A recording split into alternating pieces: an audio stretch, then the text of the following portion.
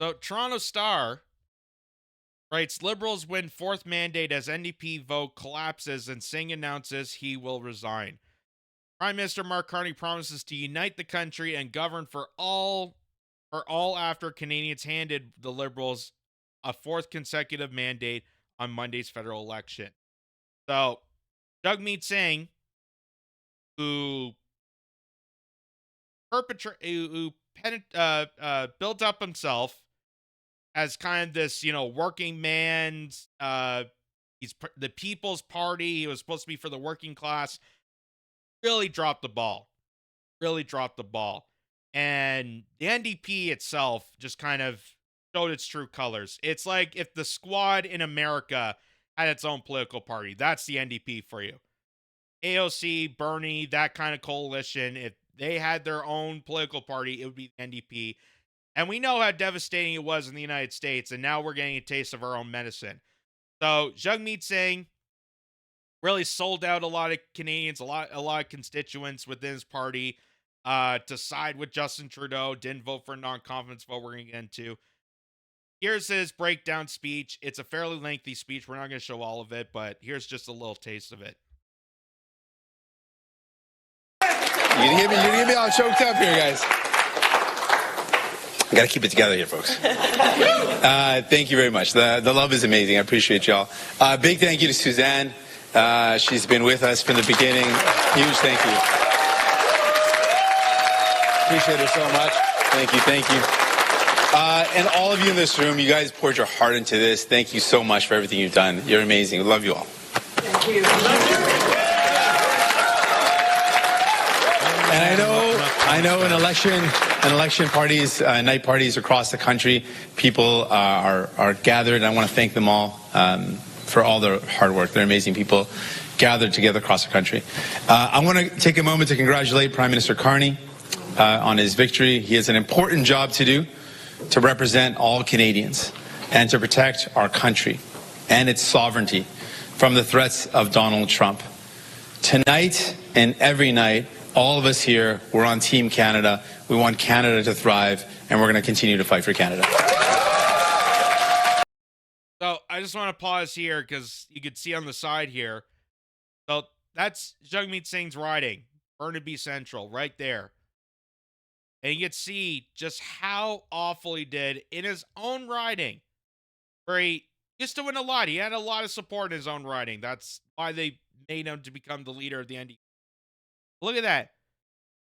Only got just over 4,000 votes compared to the Conservative and the Liberals. Look at that. Completely dropped. He was once on top and now completely dropped. Which speaks a lot of volume. That when you're losing people within your own riding, when you're the incumbent, and you're losing your own riding support, what does that say for you to lead on to other people to vote for you? You can't even get support within the riding you're representing because people are seeing your true colors. People are seeing that Jagmeet Singh is not the working man or woman's savior and populace that he envisioned himself as. And it turned out to be a farce for him. People caught on to it, and they drove away from the NDP to go towards the Liberal or the Conservatives.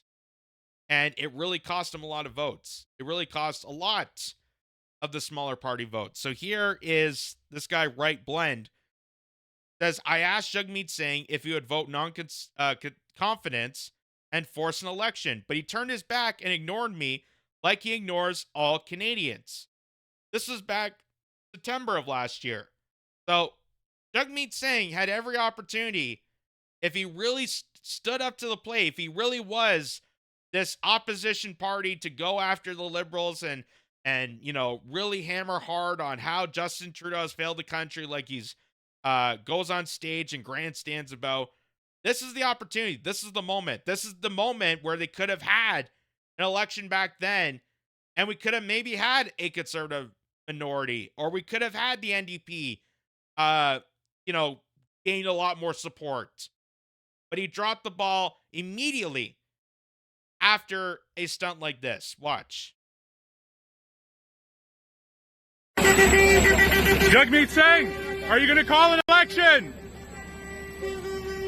Are you going to call an election, Mr. Singh? Are you going to vote no confidence? Canadians want an election. No. Yeah, not even looking. Not even turning back. There he's got to go to his Maserati.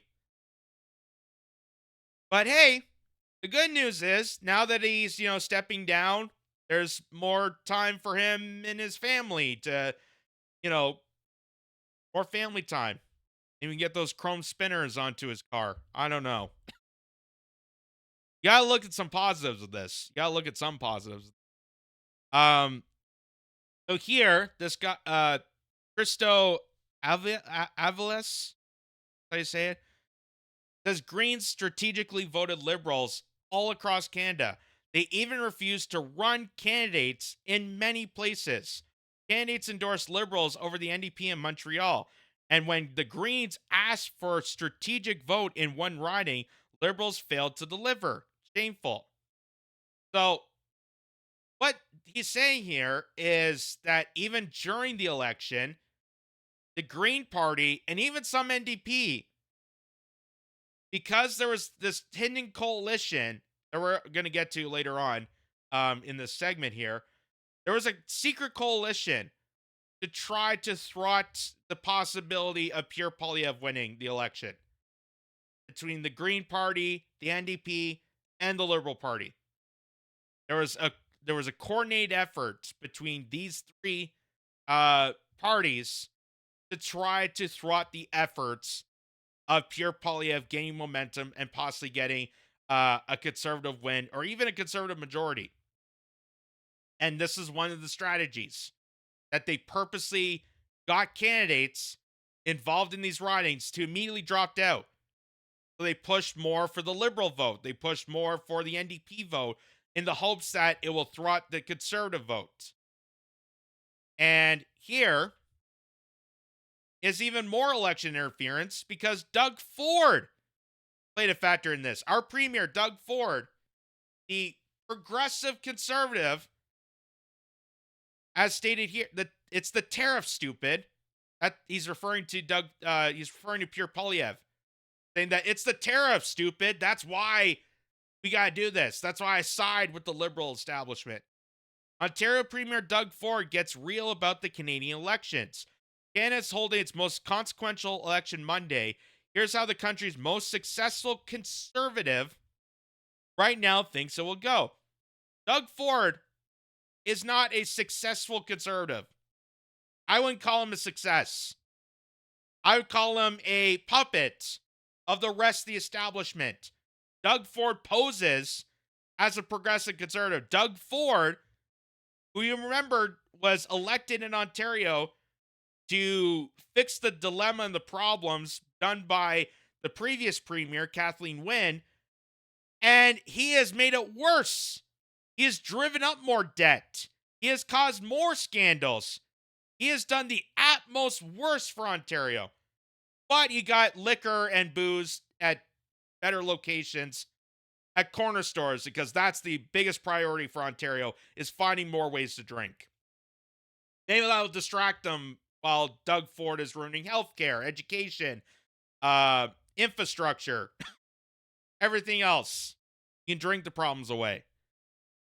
So here's what I mean by there was this coalition. So Juno News was the first to point this out, that Elizabeth May confirms discussions with the Liberals and NDP to join forces to prevent a single party from forming a majority with 100% of power with less than 50% of public support. So this was the secret coalition. This is the discussion. This was on closed doors between the NDP, the Green Party, and the Liberal establishment to thwart people from voting Pierre Poilievre.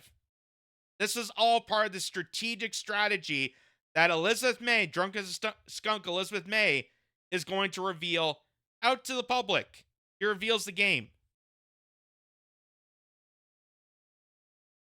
We have been in conversation with different levels of insiders within the Liberal Party, the New Democratic Party. We've talked to colleagues in Parliament. What kind of interest would there be in listening to the voices of Canadians, like the grassroots group that has sprung up of Cooperate for Canada, who want to see parties sit down and talk to each other about how we can potentially cooperate across this country and be able to have that common resolve that survives an election, be able to envision a parliament that functions well together, taking on the threats that Canada faces. And by the way, when she means a parliament that works together, it's not working together for you, as it is working together to take more money to send off to our war buddies, to send more money off to our business interest. That's what she means by working together.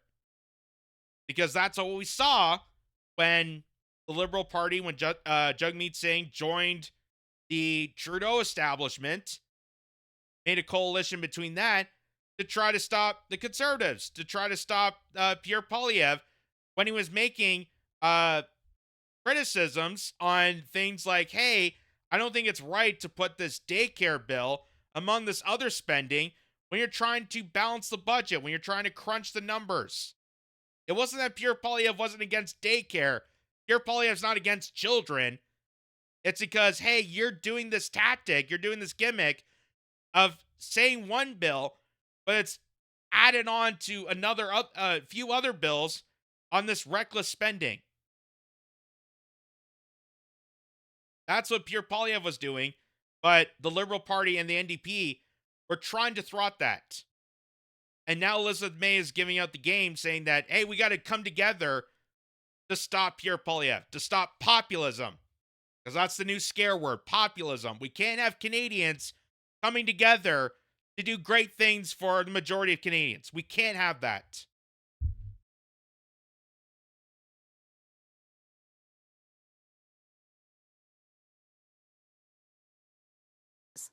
To do that, we wanted to make this press conference today a public commitment to being willing to talk to other parties, to talk about what it takes in a perverse first past the post voting system to remind Canadians that we don't elect a prime minister in this country. We elect a parliament. There are currently 5 parties in the House of Commons, and if we were to find a way to cooperate, we could ensure at least that neither one of the big parties gets a false majority with 100% of the power with less than 50% of public support. There are many examples in past history of Canada, but the main thing is we won't get cooperation if we don't even sit down to talk about it. So it's about cooperation. About cooperation. Even though they are the most popular party right now, until Pierre Poilievre shot himself in the foot, we got to cooperate so we can stop this guy. We got to cooperate because majority of Canadians might like this person, and that's going to affect us. That's going to affect us. So we got to find ways to stop this guy. Hence why the Green Party and many of the candidates within the Green Party, the NDP, ran a campaign and then decided to step back when the election happened, forcing all their votes to go to the Liberals. This is all part of the gimmick. This is all part of the scam. It is unbelievable. But yet, all the focus is on Trump. Trump is threatening democracy. Trump is the one ruining Canada. He's ruining Canadian democracy by his tweets, by his Truth Socials. You just saw right there a leader of a political party openly announcing that we need other parties to join this team in stopping another party. That doesn't sound democratic. That doesn't sound like Canada first. That doesn't sound like we want the best for Canadians. We want the Canadians' best interests at heart. That sounds like almost like a career move, almost like a career politician move. Where have I heard that before? Oh, when they tried to smear Pierre Poilievre on that. At least at least in hindsight, even if he is a career politician, Pierre Poilievre has at least been in this country long enough to know more Canadians than Mark Carney. Mark Carney did not, Pierre Poilievre did not just come out of thin air like Mark Carney. So that reveals a lot of the game. And here's the final take of this. This is from iPolitics. Self-inflicted extinction, how the NDP and Greens engineered their downfalls. Voters are rejecting the liberal NDP Greens axis, not out of extremism, but exhaustion. They crave stability, accountability, and leaders don't treat politics as a game of tactical spoils. The decline of third parties isn't the end of democracy, it's the start of a renewal. So people leaving the NDP, not because all of a sudden they became right-wingers or extremists, it's because we're rejecting this party, hoping that they take notice and they revamp themselves. They start from scratch. They revisit the drawing board of how to function as a good party. That's what happened. That's how Jagmeet Singh, that's how a lot of the Green Party lost their vote. Even the People's Party lost a lot of their seats. That's why. It wasn't because people automatically just wanted extreme right or extreme left or whatever. It's because of the fact that they're sick and tired of this game. They're sick and tired of the tactics. And it just seems like the NDP and Green Party weren't doing anything to move forward. So they exit.